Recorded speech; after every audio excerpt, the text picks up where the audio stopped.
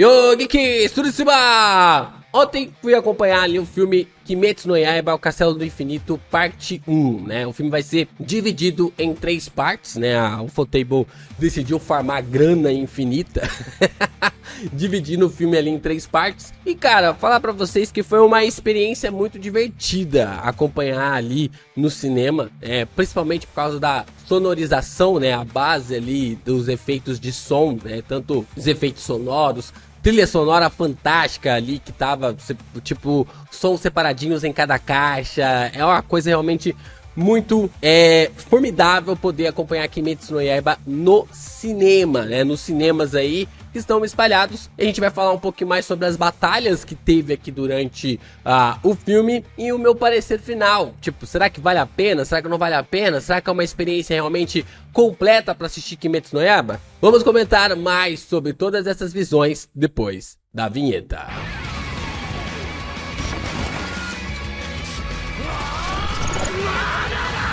Vamos lá, o filme de Kimetsu no Yaiba, ele é separado pra nós em 3 batalhas, né? Ele é separado pra nós em 3 núcleos, e dessas 3 batalhas a gente tem confrontos insanos, né? O primeiro confronto que nós temos é Shinobu versus Doma, né? O Doma, que é a segunda lua superior, né? Então já tem uma capacidade de força assim absurda, né? O Doma é extremamente quebrado em poderes e tudo mais. Logo de cara você já percebe que a Shinobu não tem nenhuma chance de derrotar ele, né? Porque ela usa todas as suas respirações. E aqui vai um adendo bem legal, né? Como eu moro em Portugal, aqui a tradução não é respiração, mas sopro. E eu achei isso mais poético, né? A tradução sopro, né? Porque é sopro do inseto, sopro da água, sopro... Eu achei tipo assim, caraca, é mais poético do que só respiração, né? Tudo bem que a respiração é o fato de você... né, de você meio que aspirar e expirar, né, a base ali que faz mais sentido essa tradução. Mas eu achei interessante a base aqui de Portugal traduzir para sopro, né, porque fica algo interessante, como se fosse o próprio inseto soprando, a própria água soprando. Eu acho que é bem poético, né? A respiração da água também é algo legal, mas o sopro, né? Leva também ali sobre o sopro da vida, sobre essas questões. Eu achei bem interessante essa tradução aqui na legenda, né? Da Crunchyroll em português de Portugal. Mas voltando para falar aqui sobre a Shinobu versus Doma, logo de cara você já percebe que a Shinobu não tem chances nenhuma de lutar contra o personagem, né? De vencer o personagem, de usar ali as suas habilidades. Ela vai aplicando veneno e o Doma vai se regenerando. Ela vai aplicando veneno, o Doma vai se regenerando. Ela tenta usar uma habilidade extremamente assim absurda contra o Doma, tentando arrancar o pescoço dele ali através do veneno, tentando apodrecer o pescoço dele através do veneno, mas mesmo assim não consegue. E a gente então tem a história dela, né, o flashback dela, que a gente já contou aqui no canal, basicamente tem vídeo de Kimetsu no Yaiba aqui pra tudo quanto é lado no começo do canal, que a irmã dela também tinha sido vítima do Doma, né, que a Kanae havia sido morta ali pelo personagem, e até mesmo a Kanae não imaginava que a Shinobu fosse conseguir derrotar o Doma lutando frente a frente, né. Eu não vou dar spoiler sobre o segundo filme ou sobre o terceiro filme, porque já tem vídeos aqui no canal comentando sobre isso e tal. Vocês podem pesquisar aí Kimetsu no Yaiba Geek Brasil, que vocês vão achar muitos vídeos, muitos conteúdos enterrados aí no algoritmo do YouTube, porque Kimetsu já foi um dos pilares aqui do canal na época do mangá. Mas o fato é que a Shinobu lutou contra o Doma, não deu ali, não conseguiu vencer o personagem, não conseguiu acabar com o personagem, e nós então observamos a chegada, né, a chegada da Kanao, e desta forma ele absorve, né, ele acaba absorvendo a Shinobu, e é o que ele faz, né, ele meio que tipo conta de que os pais dele sempre criaram ele como um líder, né, como os olhos dele eram especiais, como o cabelo dele era branco, diferente ali dos japoneses de Kimetsu. Basicamente os pais falaram, não, ele é um ser divino, um enviado dos deuses, ele escuta os deuses, e as pessoas vinham adorá-lo, né, vinham ali reverenciá-lo, e ele, tipo, nunca entendeu aquilo, só que beleza, né? Se você quer que eu seja um deus, eu vou ser o seu deus, né? E aí ele começa a contar um pouco essa trama, e ele fala que os humanos são frágeis demais, né? Ele fala que os humanos são frágeis demais, e como os humanos morrem, ele meio que impede os humanos de morrer, absorvendo-os para que vivam dentro dele para sempre, né? É uma questão bem interessante. A Kanae então aparece ali, a Kanao aparece ali para lutar contra o personagem. Ela, no final ali do filme, ela já tá aos frangalhos, mostrando que também esse tipo, um pilar, uma Hashira como a Shinobu não teve condições de lutar, então a situação fica ainda mais complicada. Mas no segundo filme, provavelmente vamos ter uma luta bem legal envolvendo aí a esses dois ou a esses três, né? Esses três personagens aí que devem aparecer nesse combate, que vai ser bem legal aqui, envolvendo ao próximo filme.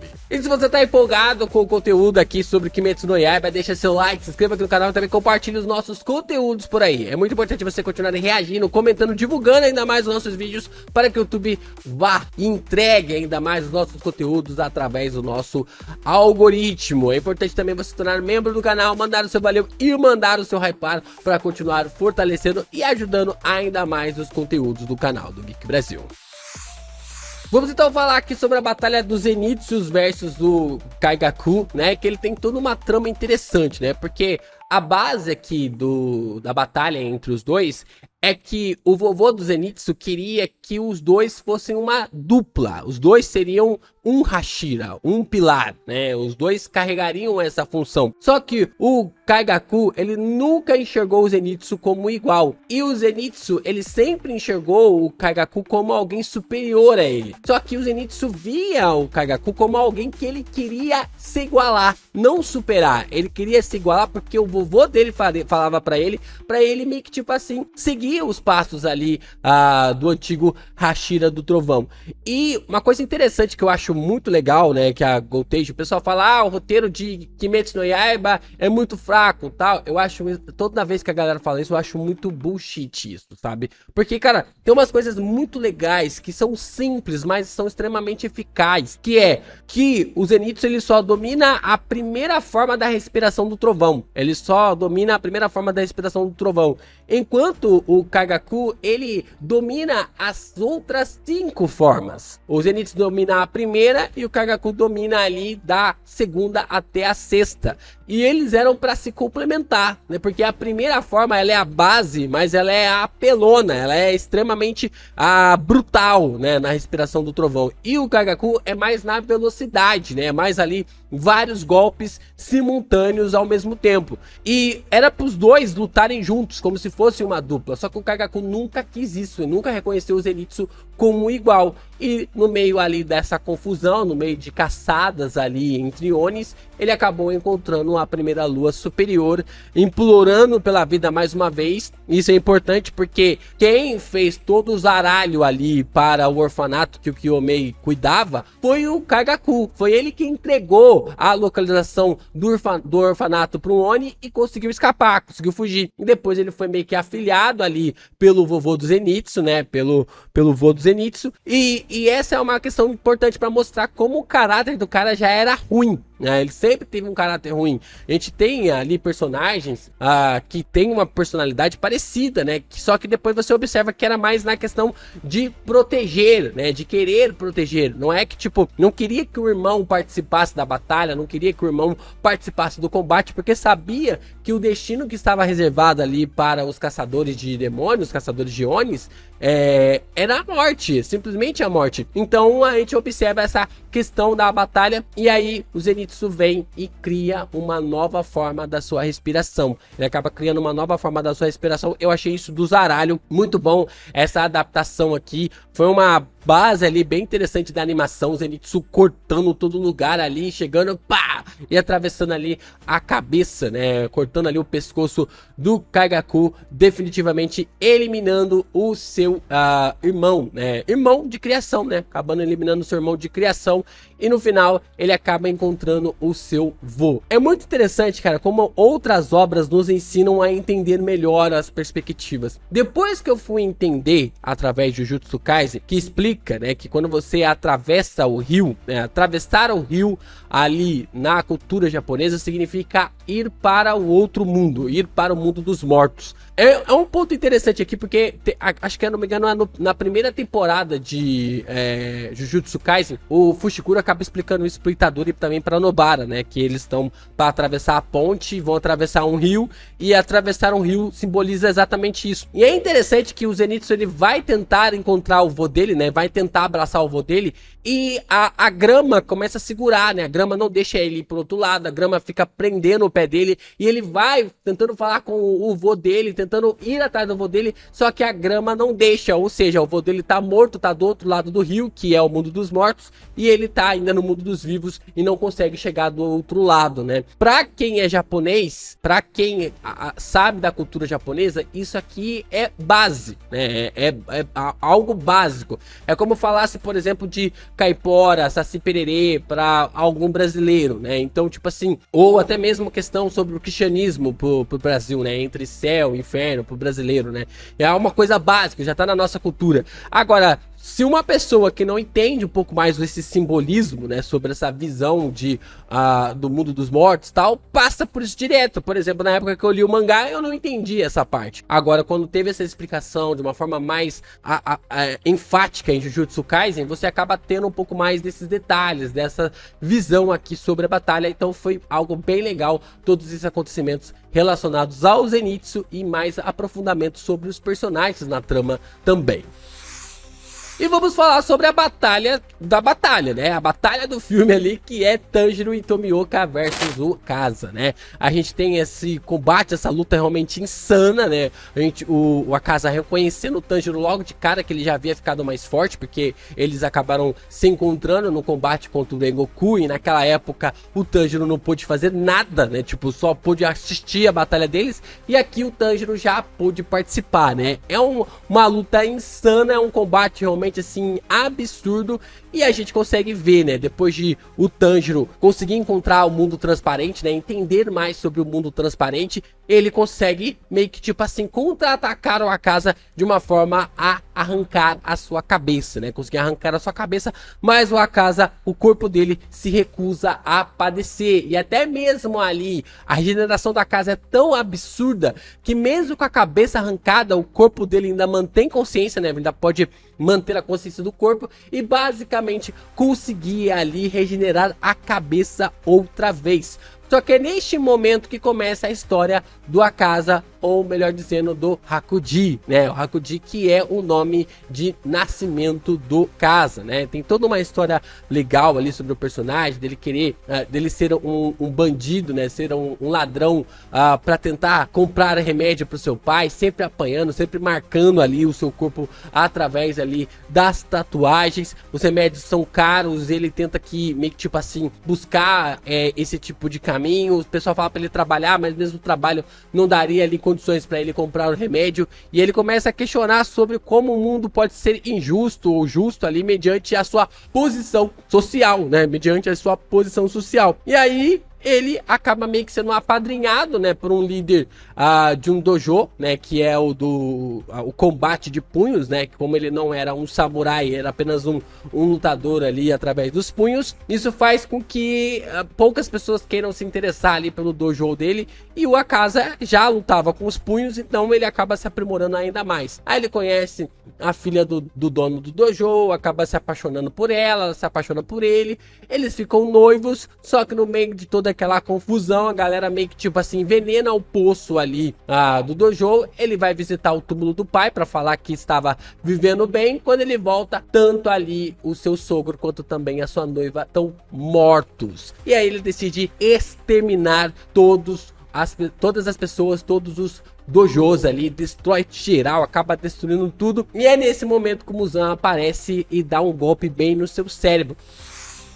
E foi aqui que eu me lembrei de que, não sei se eu me lembrei ou se isso tem no mangá, não tenho, não tenho a memória disso, né? Mas o fato que eu achei interessante é que a perda de memória do Akaza veio do ataque feito ali pelo Muzan. Então, tipo assim, não foi que ele viveu tanto tempo que ele se esqueceu ali, porque os Onis, né, eles meio que, tipo assim, absorvem as memórias, eles carregam as memórias ali das suas vidas, da sua vida anterior para a sua situação como Oni.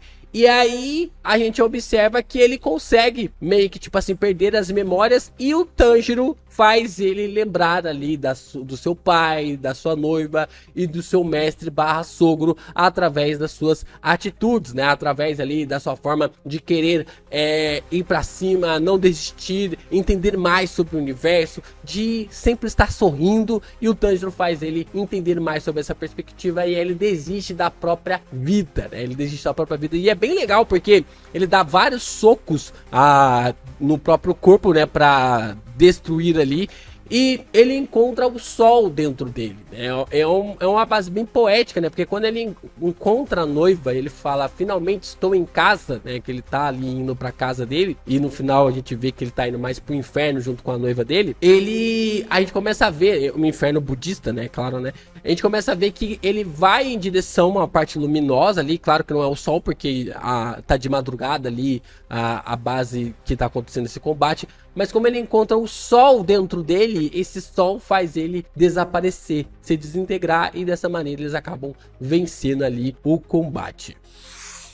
Bom, vamos falar então sobre o filme, né? O filme em si é um filme com uma animação absurda, né? Uma animação realmente assim inacreditável. É algo realmente assim que você fala, caraca, é legal, é bacana acompanhar no cinema. Porém, né, precisamos colocar um defeito, né?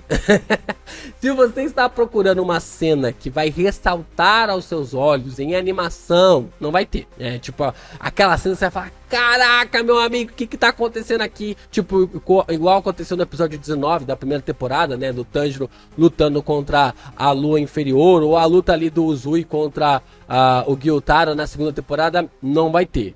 Não vai ter. O filme mesmo do Treino do Infinito, ele não teve uma animação assim que se destacou, né? Que teve ali um ressalto, né?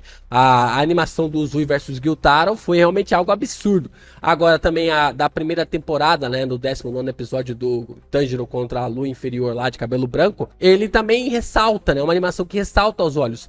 Agora aqui a gente tem transições, né? São animações que são feitas ali de transições. Algumas coisas que me incomodaram um pouco também, bem pouco, é os cortes secos nos efeitos sonoros através da trilha sonora. A trilha sonora sobe e tal, uma forma épica, e corta assim do nada. Mas não é um corte tipo que vai te surpreender e tal. É como se fosse um corte seco, como se estivesse faltando um efeito ali, né? Mas é só o LP sendo chato aqui, né? Porque o grande problema de você entregar uma animação absurda na TV é que quando você vai para uma mídia superior, porque o cinema é considerado uma mídia superior à TV, como o cinema ali, você espera algo a mais, e quando esse algo a mais não vem, você fica com uma impressão de que você tá assistindo um anime da TV no cinema. Por exemplo, se eu ligar ali, sei lá, 86 no cinema, ou até mesmo as primeiras temporadas de Shingeki no cinema, foi basicamente a minha impressão. Tô reclamando da animação? Não, animação muito legal,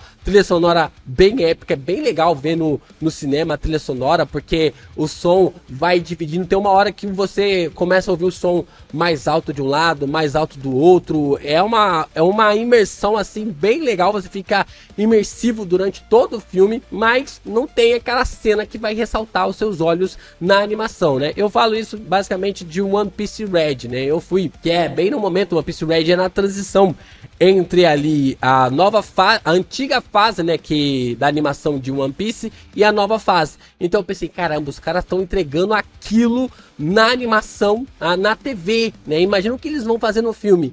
E aí veio o filme e eu fiquei decepcionado. Mas aqui não, aqui eu não fiquei decepcionado porque a animação de One Piece Red é bem inferior à animação de One Piece que passa na TV, do que a gente acompanha hoje na TV. Agora, Kimetsu no Yaiba não, Kimetsu no Yaiba se manteve ali no mesmo padrão, um pouquinho superior à TV, mas nada assim que vai ressaltar os seus olhos e falar, caraca, o que eu tô vendo aqui e tal. Não, não tem, infelizmente ainda não vi esse tipo de animação que vai ressaltar os olhos ainda, né? Fora toda essa questão aí besta que o LP tá falando, nota 9,5 de 10, né? Como eu já disse aqui, trilha sonora fantástica, tava incrível. Eu queria ter visto ali o filme em IMAX, mas aqui na região não tem, então eu tive que ver ali o filme com uma tarja preta nas laterais. Eu odeio ver filme assim com uma tarja preta na lateral. Vale a pena o ingresso, é quase 1h30 de porradaria ali. A gente tem uma porradaria envolvendo a Shinobu contra o Doma, depois tem o Zenitsu versus o Kaigaku, depois tem o Tanjiro e o Tomioka versus a Casa, quase 20 minutos, meia hora só da história do Akaza, desenvolvendo nele sobre o personagem, contando um pouco mais sobre ele, depois sobre a morte dele, e no final a gente tem aquela fala da Lua Superior número 1 sobre o Akaza e ele sendo o próximo desafio para os caçadores de Onis, né? Foi um bom filme, eu gostei, por isso que eu dei uma nota de 9,5 de 10. Quem entende que vai ter mais filmes, desenvolvimentos e tramas, não tem outra nota pra dar. É Kimetsu no Yaiba, Ufotable entrega como entrega. Eu esperava esse meio, realmente, algumas, só é ali a base ali da trilha sonora que me incomoda um pouco e uma animação um pouquinho a mais, sabe? Uma animação assim, tivesse algo ali como o Gyutaro versus Uzui, já seria algo assim incrível. Mas eu senti que faltou algo a mais, né? Só que Kimetsu já é um outro patamar, né? Já entregam um outro patamar na TV, aí você vai pro cinema esperando algo a mais. Não tem, mas é só ali chover no molhado, tentar achar defeito onde não tem. Vale a pena você ir no cinema acompanhar Kimetsu no Yaiba, Castelo do Infinito.